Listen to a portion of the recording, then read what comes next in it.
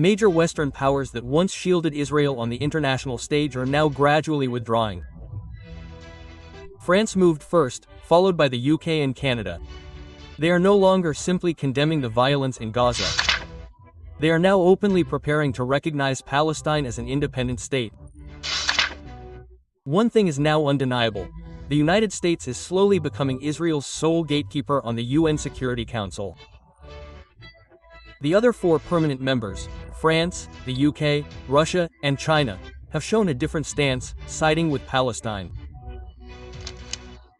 This is the first time since the conflict began that the global order has begun to shift in a direction opposite Washington and Tel Aviv. The UN is not standing idly by. Their latest meeting is no longer merely a forum for discourse.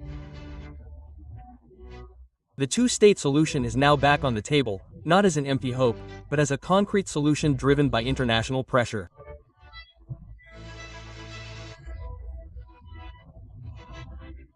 But before examining how the UN will lead the world in this direction, let's delve deeper into what is actually driving major powers that were once loyal to Israel to now stand by Palestine.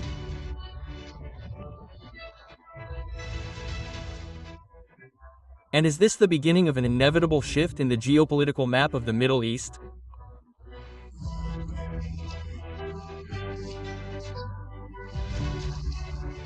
Awesome. What was once a staunch ally has now become a fierce critic. Perhaps this best describes the new axis of relations between France and Israel. When the Hamas-Israel war broke out, President Emmanuel Macron unhesitatingly sided with Tel Aviv, condemning Hamas attacks and championing Israel's right to defend itself. But everything changed after he saw what was really happening in Gaza. In recent years, France has begun to shift its stance, condemning Israeli violence and urging a resolution to the humanitarian crisis in Palestine. But now France's move is no longer mere rhetoric. President Macron openly declared that his country is ready to recognize Palestine as a sovereign state. In a post on the platform X, Macron described this move as a show of strategic courage to end the suffering in Gaza and pave the way for real peace. The declaration immediately sparked a fierce backlash. Israel and the United States reacted as if pouring gasoline on a fire.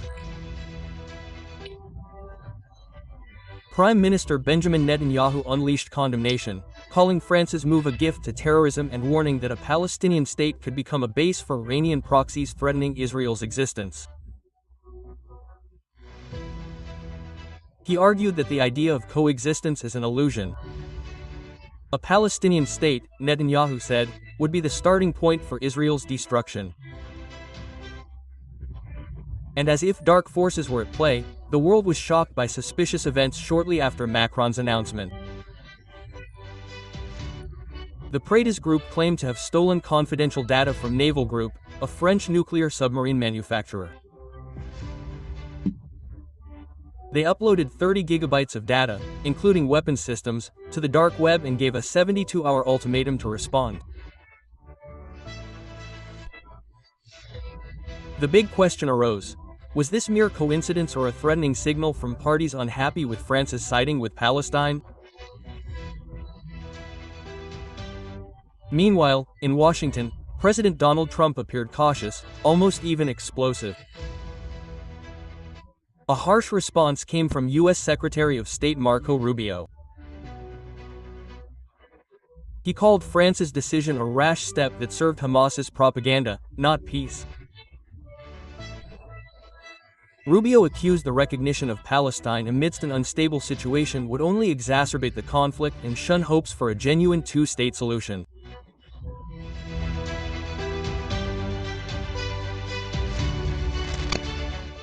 Although France had previously been in the spotlight for its bold stance in recognizing Palestine, the truly surprising decision came from the UK.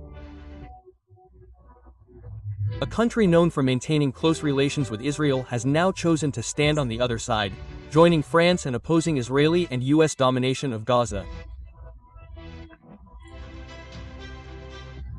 The announcement came just a week after Macron shocked the world.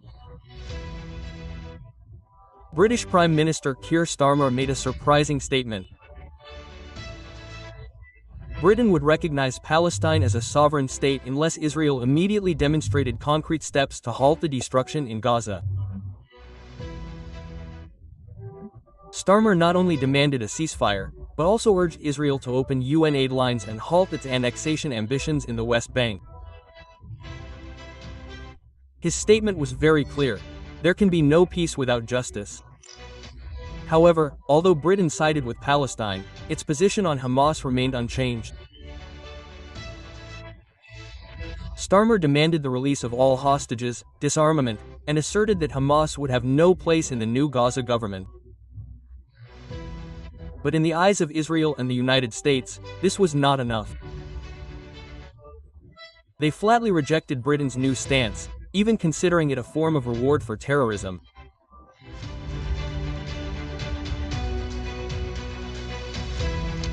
Netanyahu did not remain silent. He launched a scathing criticism of Keir Starmer, calling his move a reward for Hamas's horrific terror. Netanyahu even went so far as to warn that a Palestinian state could become a future threat to Britain itself.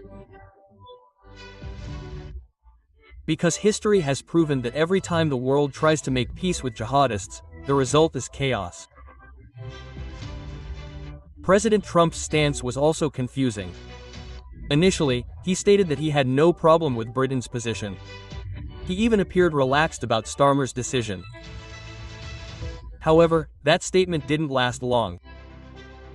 A few days later, Trump changed his tune. In his latest press conference, he strongly criticized Britain's decision, calling it a strategic mistake that would strengthen Hamas. Despite Starmer's explicit rejection of Hamas's presence in a future Palestinian government, Gr.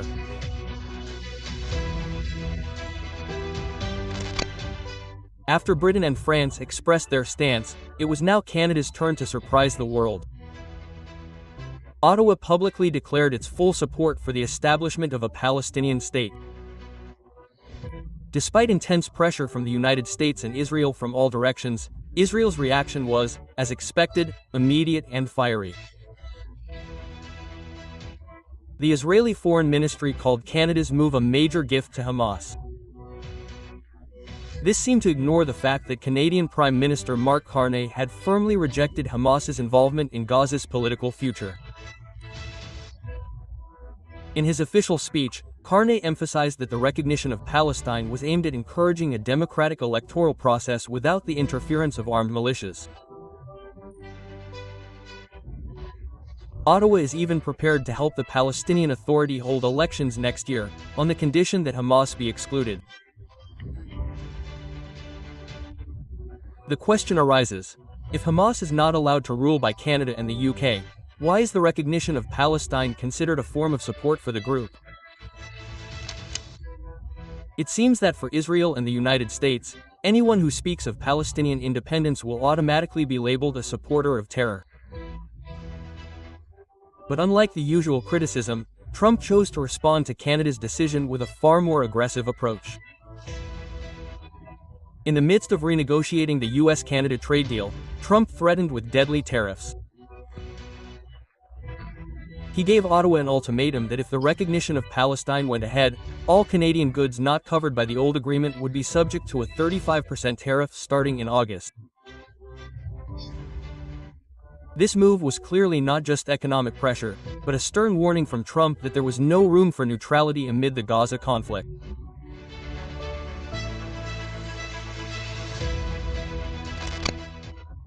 While major powers were busy debating the status of Palestine, the Netherlands took a far more direct step.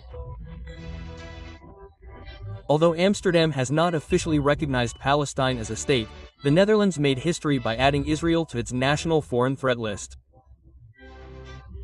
Yes, Israel, a country that had long been positioned as a Western ally, was now seen as a party trying to disrupt the internal stability of the Netherlands. A widely circulated report alleges that Israel is suspected of conducting a disinformation campaign to manipulate Dutch public opinion and influence domestic political decisions. Furthermore, the Netherlands has also highlighted pressure exerted by Israel and the United States on the International Criminal Court in The Hague. These threats against the world's highest legal institution are described as a systematic attempt to obstruct international justice. This raises the acute question of whether this is the reason behind Israel's immunity from international law.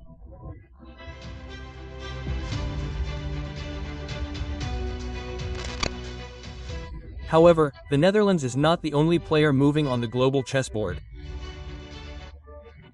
In a recent landmark meeting at UN headquarters, Saudi Arabia and France heralded a major shift. A new global alliance is taking shape. The opponents are Israel and the United States.